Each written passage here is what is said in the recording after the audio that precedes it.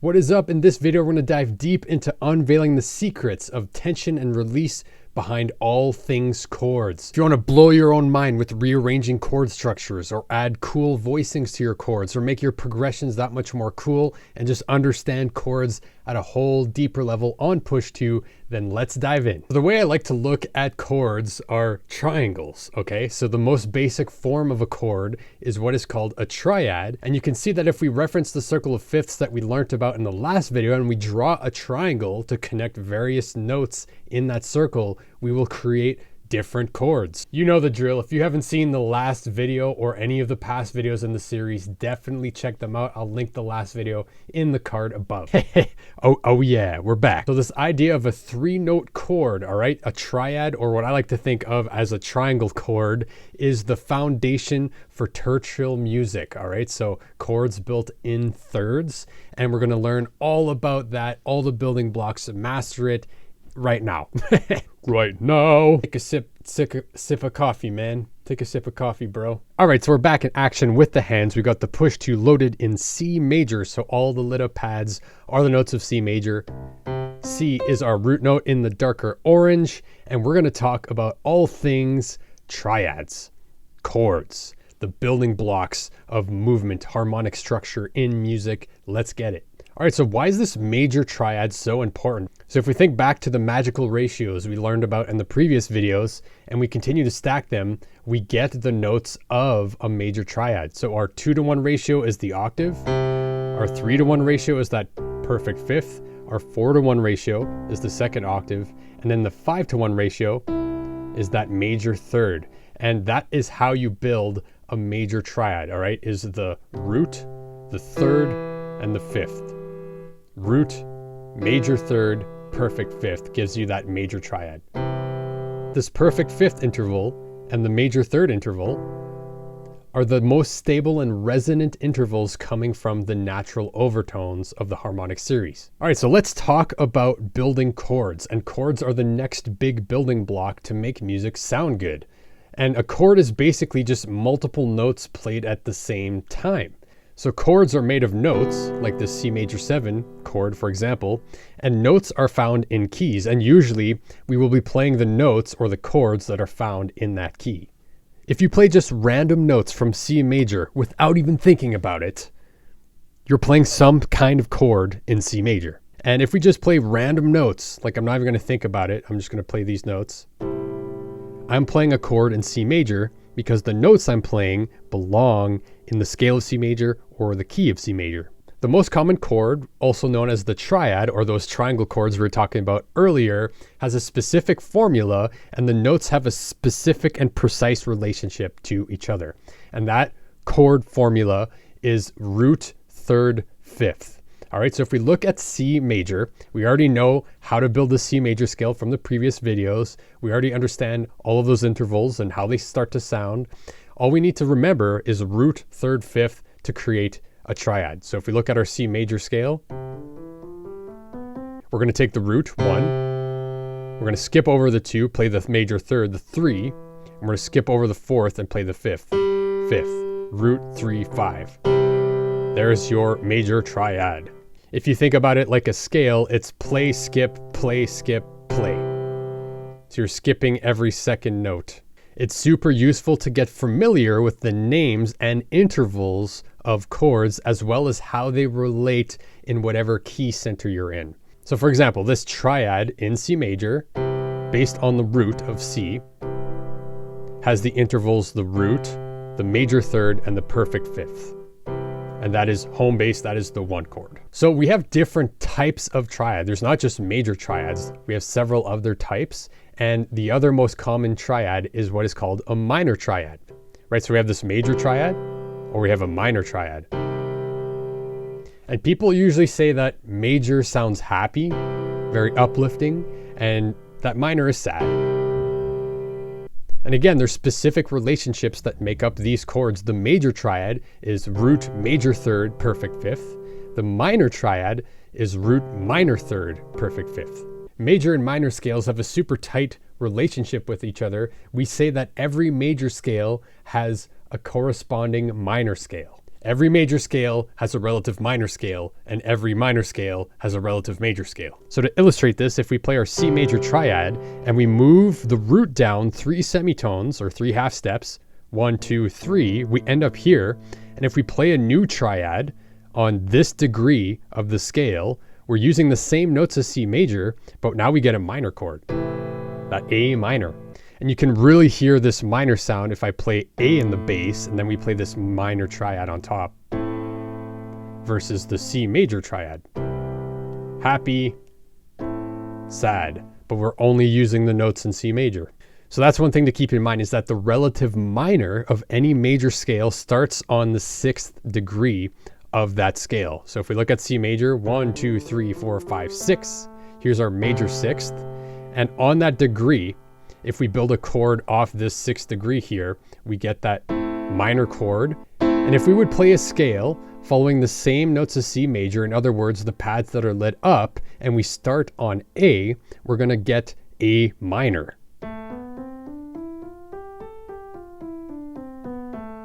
C major, A minor, same notes, bro. All right, so we have major triads, and if we look at our circle, it looks like this. And we have our minor triad, and if we look at the circle, it looks like this. Next, let's talk about the order of chords. Okay, so if we take this idea of a triad and we move it along our C major scale, for example, we're gonna get all the chords that you'll find in the key of C major. So for example, if we start at 1, we've already established this, we get our C major triad, right? 1, major 3, 5. However, if we build a triad starting on the 2nd note of C major, so C, D, let's build a triad here. So play a note, skip a note, play a note, skip a note, play a note. We're gonna get this shape. And this chord so happens to be D minor. All right, you can even look at the shape on push 2. A major triad shape will always look like this, and a minor triad shape would always look like this. A super powerful thing about push 2 is that once you start to learn these chord patterns or these chord shapes, they are transposable, meaning they will always come up that way. So if we look at C major, that is a major triad shape. And no matter where you move this on push 2, you will always get a major triad. Similarly to the D minor triad that we discovered here, this shape, no matter where you move it, you will always get a minor triad. And keep in mind that you can also play major and minor triads in different ways on push 2. This is another way to play a major triad or a minor triad. And we can also play a major triad like this or a minor triad like this. But we're going to get more into inversions and different voicings a little bit later in this video. So if we continue up our C major scale and play triads on every what is called scale degree, or starting on different notes, we're going to get what is called the diatonic triads. And these chord types always follow a specific sequence. So this is super, super, super, super, super, super, super, super, super, super, super, super important to remember, because this pattern will unlock so many other things along with the things we've already covered in this series to really unlock your understanding to a whole other level. Okay, so if we start off on the 1st degree, we get a major triad, right? C, E, G. If we move up to the 2nd degree and create a triad, so play a note, skip a note, play a note, skip a note, play a note, we get a D minor triad, which is D, F, A. If we continue upwards to the next note in our scale and we play a triad, well, let's see what happens. We play a note, skip a note, play a note, skip a note, play a note. Oh, well, what shape is this? We get another minor triad. All right, so far we have major triad, minor triad once again. And this triad starts on the note E, goes to G, and then has that B. If we continue forward, if we build a triad off this degree, the F, the 4th degree of our scale, 1, 2, 3, 4, F, and we play a triad, we build one, play a note, skip a note, play a note, skip a note, play a note. Well, we know that shape, we get a major triad once again. And the notes are F, A, and C. Continuing forward, let's build a triad off the G, which is the 5th degree in C major. Skip a note, play a note, skip a note, play a note. We get this shape or this shape. Well, that sounds like a major triad. And again, this will always give you a major triad sound, this shape on push 2. And the notes of this triad are G, B, and then D. If we continue and play off the 6th degree, we get that minor triad, or the relative minor of C major, right? So we get our A, we get our C, and we get our E, and that gives us a minor triad. And then finally, if we build a triad off the 7th degree of C major, the B, we get something interesting, right? Play a note, skip a note, play a note, skip a note, play a note. We get a new shape. All right, and this shape is called a diminished triad. And we haven't covered this one yet, but we will in just a sec. But the important thing I want you to remember is the order of these triads, the order of diatonic triads. So we start on major, minor, minor, major, major, minor, and then diminished. All right, so embed that into your memory. Major, minor, minor, major, major, minor, diminished. Major, minor, minor, major, major, minor, diminished. So important to remember that in a major key, the 1 chord is major, the 2nd chord is minor, the 3rd chord is also minor, then the 4th chord is major, the 5th chord is also major, the 6th chord is minor, the relative minor of the 1st major chord, and then the 7th chord is diminished, and we are back home to the 1st chord. And in constructing these triads, you will always follow the formula of 1, 3, 5, or playing a note, skipping a note, playing a note, skipping a note, playing a note. So if we move around to different keys like we have in previous videos and start on something like G major, we have that F sharp that comes in. We can start to identify the chords and which note will be the flat. So you see in this 3rd chord, the 3rd minor chord, our 5, 1, 3, 5 is that F sharp. So the reason why the order of these chords is so important is if, for example, we move over to A minor, which is the relative minor of C major. So if we think of A minor relative to C major, we're going to take the 6th degree of C major, 1, 2, 3, 4, 5, 6. We're going to build a chord off this. So skip 1, build 1, skip 1, play 1. There's our A minor chord. And we're going to look at this as being our 1 chord now. All right, because this is the key we're in A minor. So this is our home base. So again, remember that A minor shares all the same notes as C major. We're just starting at a different place. So if we're starting here, well, our 1 chord, the 1st chord, is minor, right? We're not starting on a major triad, we're starting on a minor triad for A minor. And if we move to the 2nd chord, oh, well, here's the B diminished chord that we had as the 7th chord relative to C major. It's our 2nd chord relative to our A minor. So you can see where this pattern comes in. We're just starting at a different spot. We're starting at the 6th, but now we're thinking of it as 1. So our 2nd chord is going to be that diminished. Our 3rd chord is going to be the C major. 4th chord is going to be the D minor, E minor, F major, G major is our 7, and then we're going back home to A minor as the 1. Notice how the order of chords remained the same, yet we just started at a different place. We started at the 6th. So I encourage you to play around with different key centers, play around with the relative minor of that key, and explore the order and the shape of the various triads, and try your best to embed this into your knowledge base. Remember that this is always a major triad, or it can look like this. Remember that this shape is always a minor triad, or it can look like this as well. And then remember the order of these diatonic triads, right? Major, minor, minor, major, major, minor, diminished. Let's take what we just learned and lift it up to the next level of consciousness by talking about inversions. Moving notes from the bottom to the top of a triad creates what is called an inversion, which has the same notes, but a new note in the bass. So if we take our good old C major triad here, and we take this bottom note and move it up on top here, so we're just transposing this note up an octave. We're still playing the same notes, but now we have a new note in the bass. We have this E in the bass, right? And it's very much the same chord. This is still a major triad, but it has a different note at the bottom than this major triad. All right, and if we think back to our interval shapes, all right, knowing that this is a major third, this is a perfect fifth, and start to internalize this shape. All right, this shape is always a major third. It also can look like this, and this shape is also always a perfect fifth. So if we look at what is called the first inversion of our C major triad, so we take this major triad and we move this bass up an octave. Now we have the E in the bass. You'll notice we can also play it like this, but look at the interval shapes in this inversion. We have a minor third interval and a minor sixth interval, right? If this is the bass. Yet we have a major chord.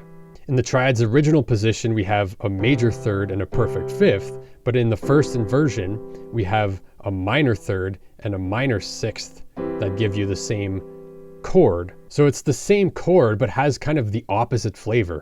It has more of a longing sound. This is more of a stable sound, slightly more longing. So we have our major triad, and then we move this root note up an octave. We get our first inversion. We can move this note up an octave again and get what is called our second inversion, where now we have this perfect fifth in the bass. We look at this shape, which is also called the second inversion, where the bass of the chord is in the fifth of C major. We can see that we have, again, different interval shapes. We have this perfect fourth shape, and we have this major sixth shape. So triad, first inversion, second inversion, back to the triad just an octave higher. The same phenomenon happens with minor chords, where their first inversion sounds rather major. So our minor triad, again, is root minor third, perfect fifth. Looks like this. It can also look like this. Always keep that in mind. And let's just look at the interval shapes that we find in this triad. We have a minor third and we have this perfect fifth, right? Gives us a minor sound. If we take this triad and then move this root note up an octave, now we have the minor third in the bass. But notice the intervals we have in this chord. We have this major third and major sixth. So it's a rather major sounding minor chord, right? It's the same chord, the same notes, but we have different interval distribution, and the bass is the minor third instead of the root.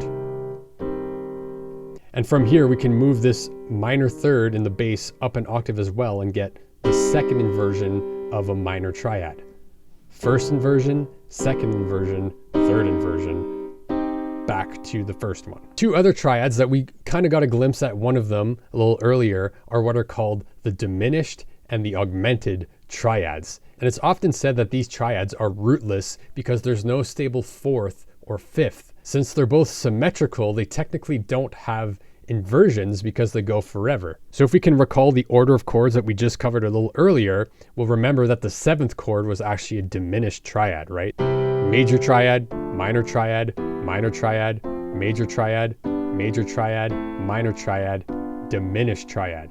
So if we transpose the diminished triad down to C, it's a pretty tense chord, right? This is very dissonant. It's kind of, I don't know. It can also look like this. And essentially, a diminished triad is just stacking this minor third shape on top of itself. The fourth type of triad is what is called an augmented triad, and this is similar to a diminished triad stacking minor thirds on top of each other. Instead of minor thirds, we're stacking major thirds. And this is, again, a very tense interval, and we don't find this triad in the diatonic triads of either a major key or a minor key. And since both of these triads, diminished triad and the augmented triad, are symmetrical, they don't really have inversions. Check out the circle of fifths drawing, and you'll see that the triangle is symmetrical. So if we take this C diminished triad shape, and we continue to stack this shape farther, we get the same shape the whole way up. The same is true with C augmented. If we try to transpose the lowest note up an octave, we have the same shape. And again, if we move this note up an octave, same shape. Right? Diminished is symmetrical. Augmented is symmetrical. So depending what inversion of a triad you're playing with, it will either strengthen or weaken the root. So each of these triad inversions really accentuate a different kind of quality on the same notes. So if we have this fundamental triad position, again, this major third and this perfect fifth very much support the root, right? It sounds very strong. So if we take this triad and once again move this root note up an octave, now our bass is that major third. And again, this chord, there's nothing really emphasizing this major third as the bass. It's kind of a weaker chord, right? There's no perfect fourth or perfect fifth supporting this note as the bass. However, if we look at this first inversion, this note C is still supported by a perfect fourth interval underneath, but it's not as strong as that chord. The same is true with our second inversion. So if we take the fifth in the bass instead of the third, so if we take this first inversion and move this major third up, again, the note C is still supported by a perfect fourth underneath. So all that to say is that when you find a triad with an asymmetrical quality, meaning a presence of a fourth or a fifth, it's going to be major or minor, and it's going to be very stable. Here's our major triad, here's our minor triad, and both these cases, they have a perfect fifth that's supporting this chord. Remember that a perfect fifth or a perfect fourth are asymmetrical in nature. So with this perfect fifth, if we're moving upwards, we have a perfect fifth, but its opposite moving downwards is a perfect fourth. And the opposite is true with a perfect fourth. Moving upwards, a perfect fourth looks like this. But if we flip down and move the other direction, it's a perfect fifth moving downwards. If we contrast this with symmetrical shapes, which we find with the diminished and augmented triad, so our diminished triad and our augmented triad, you can tell it sounds unstable, and that's because of the symmetry. So the perfect fifth and the perfect fourth, again, are the architecture of symmetry, the perfect fifth moving down to a perfect fourth, and the perfect fourth moving down to a perfect fifth is equal and opposite to each other, and every other interval has that. So I invite you to play around with finding major triads, minor triads, and finding their inversions.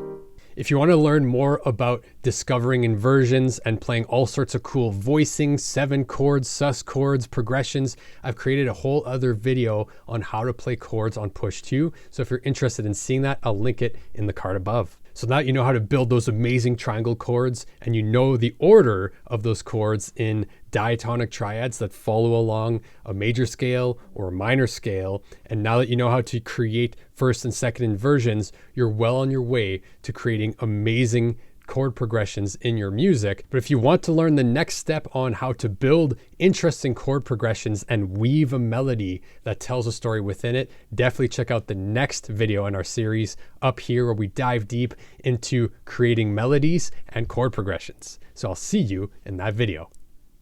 Definitely click that video. Have you clicked that video yet? Click that video, bro.